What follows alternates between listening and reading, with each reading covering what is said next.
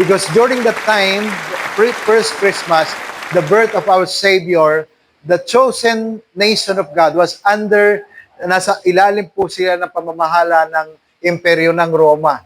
At dahil nasa ilalim sila ng pamamahala ng isang makapangyarihang bansa, sila po ay nasisikil, sila po ay nasusuppress.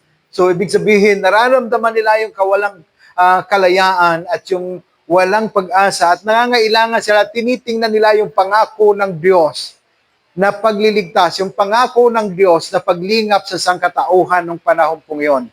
Kaya nga po, nung lumitaw ang anghel, binati niya yung mga tao na sumalubog sa kanyang paglitaw, partikular yung pong nasa kaparangan ng mga panahon yung mga pastol, at binati niya ng napakadakilang pagbati, huwag kayong matakot.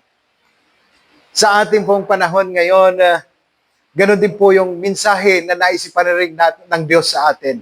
Nasa walang katiyakang sitwasyon ng ating kapaligiran, ang mensahe po ng Diyos sa bawat isa atin, huwag tayo matakot. The message of Christmas today is do not fear. Huwag tayong matakot.